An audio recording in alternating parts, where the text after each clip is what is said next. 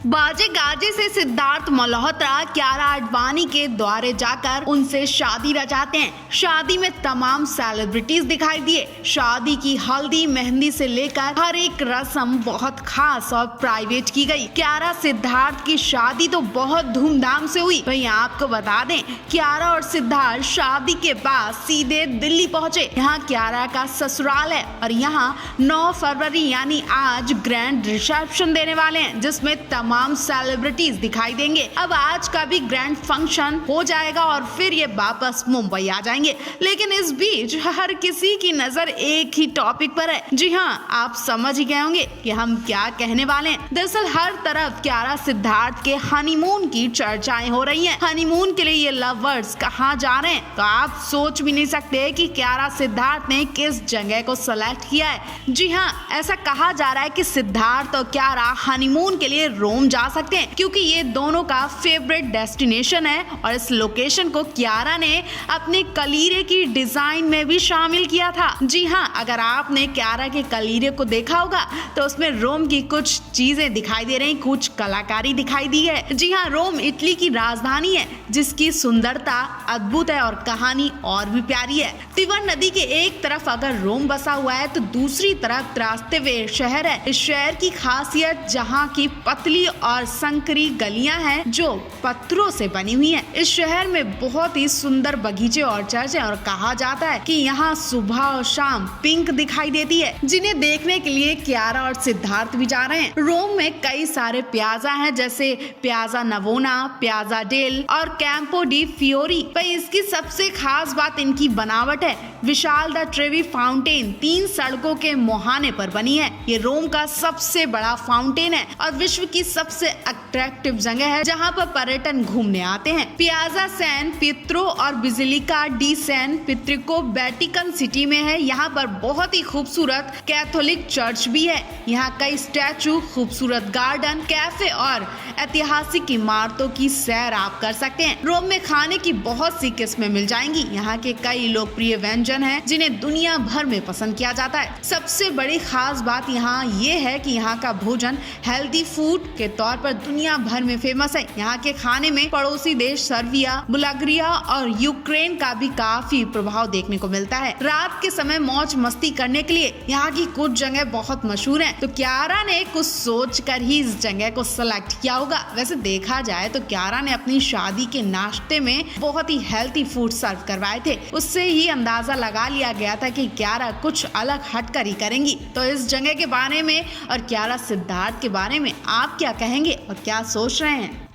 पवनदीप अरुणिता को लेकर जो खबर आई है उसके बारे में आप सोच भी नहीं सकते थे। और जब जब पवन अरुणिता की ऐसी खबर आती है तो फैंस का सपना टूट जाता है, उनके अरमानों पर पानी फिर जाता है और सब कुछ चकनाचूर हो जाता है। जैसा कि हर कोई पवन अरुणिता को एक साथ देखना चाहता है। आज नहीं तो कल पवन अरुणिता एक दूसरे के होकर रहेंगे। इवन इस वक्त प्यार मोहब्बत का महीना चल रहा है तो पवन अरुणिता के पास मौका भी है कि ये दोनों एक दूसरे से दिल की बात कह दें। लेकिन यहाँ तो कुछ और ही देखने को मिल रहा है। जी हाँ, पवन अरुणिता के बीच मन मुटाव हो गया। दरअसल हुआ ये कि कल वाले इवेंट में पवन अरुणिता मंच पर गाने के लिए चढ़े थे कि तब भी एक शख्स अरुणिता और पवन को वापस बुलाता, शायद उसको कुछ बात करनी थी। अब अरुणिता गाने की शुरुआत कर चुकी थी, इसलिए उन्हें वापस जाने का बिल्कुल मूड नहीं था। लेकिन उनकी वजह से उन्हें वापस जाना ही पड़ा और उनका मूड ऑफ हो जाता है। ऐसे में अरुणिता पहले पवन से कहती है कि तुम जाकर उनको बोल दो कि शो कंप्लीट होने के बाद हम बात करेंगे। लेकिन पवनदीप अरुणिता को इग्नोर करके उनकी बात सुनने चले जाते हैं और अरुणिता उनसे नाराज हो जाती है। अरुणिता को इतना गुस्सा आता है कि वो पवनदीप से कुछ बोलती तो नहीं है, लेकिन मंच पर पवनदीप को इतना टॉर्चर करती है कि ये सब वीडियो में दिख जाता है। जी हाँ, मंच पर पवनदीप की तरफ देखती तक नहीं है